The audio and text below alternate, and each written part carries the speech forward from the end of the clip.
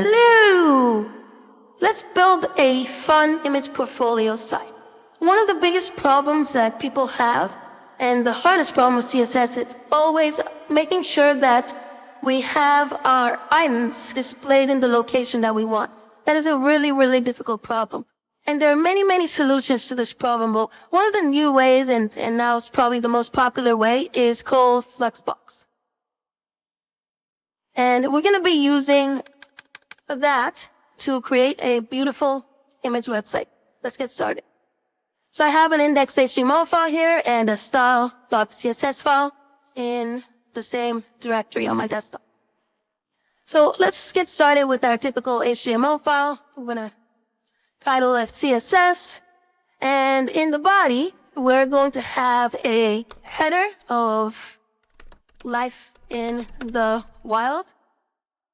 And refresh. Perfect.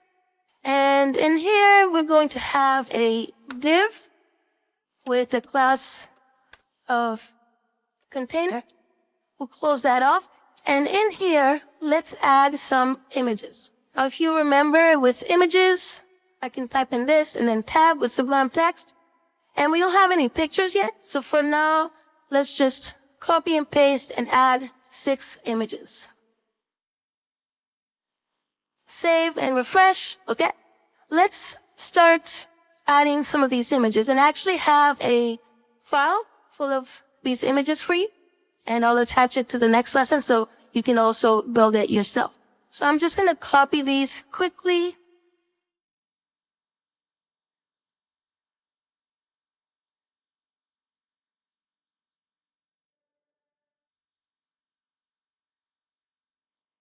Phew, that was a lot of copy and pasting. Let's save that and refresh. All right, so we have our images and they're massive. So let's make this a little bit smaller. We can now go to our style sheet and we can select the images and let's just do width 450 pixels and height 300 pixels. And you might be asking yourself, how come we don't do it here on the individual images? And remember, we can add attributes, but that means if we needed to ever change anything, we have to individually go into each image and change it versus just changing in one location. So for now, we're going to stick to the CSS size. Let's save that and refresh. And obviously we need to link the file. So let's add a link here and it will reference our style.css. Save that and refresh. There you go. We have our images. Look at that. Some beautiful animals here. Now, Flexbox has a great resource, obviously from CSS Tricks. And this is pretty much all you need. It shows you all the things that Flexbox can do. And as you can see, it allows you to play around with content and shift it around in a very nice way. I'm going to attach this link for you at the end of this video, and you can take a look for yourself. For now, let's learn a few Flexbox properties. We want to define that everything inside of this div is part of Flexbox. Let's select, it's called container, so let's do container. And within this container, we will say that display will be flex. So that's how we activate Flexbox. Refresh. Okay, we have a few changes, which is nice, but I don't want to scroll through this. Ideally, I can see everything without scrolling. So one thing we want to do, and again, we can look down over here at the suggestion. We see that flex wrap might be something that we want to add. So let's do flex wrap and do wrap and refresh. Okay, that's perfect. So if I make this bigger, you see that everything is wrapping around. Okay. But I think the content should be centered. It kind of looks weird having everything to the left over here. So again, we can do something called justify content. And then we can do center. And refresh. Perfect. And if we look on the guide over here, justify content should be right over here. You can see all the properties that it has. That looks pretty good, and we did that pretty fast. Made a nice little portfolio website already. what else can we add now that we have this flexible container around our website? Let's make the header a little bit prettier than it is now. So that's the H1.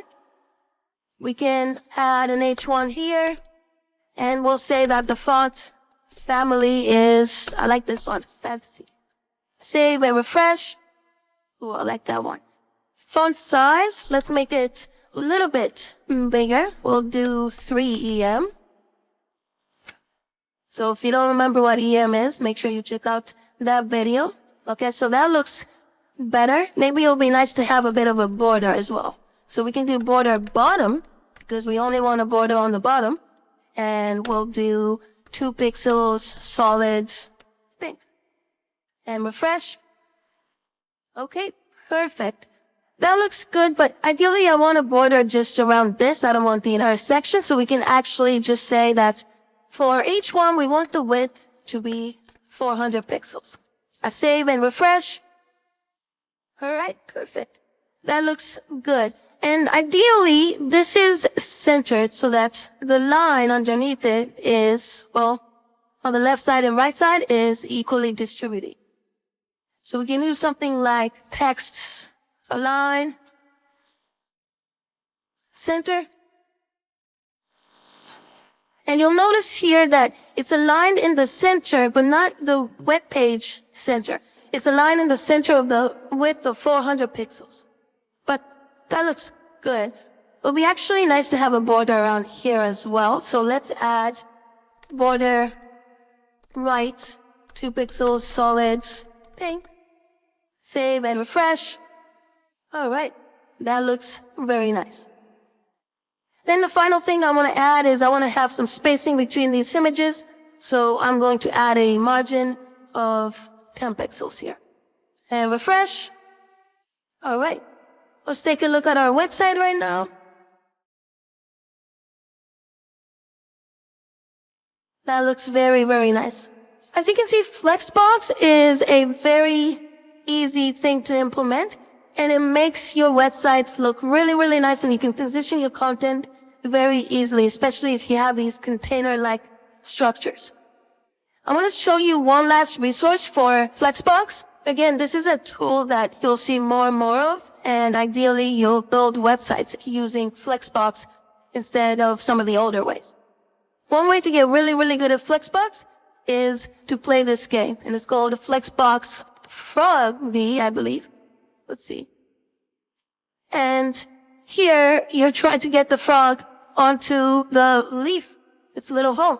So you can do something like justify content flex end. And look at that. You get the frog onto the leaf, and you move on to the next round. I'll leave this for you.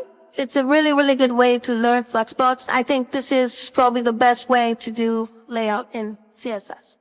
I'll see you in the next one. Bye-bye.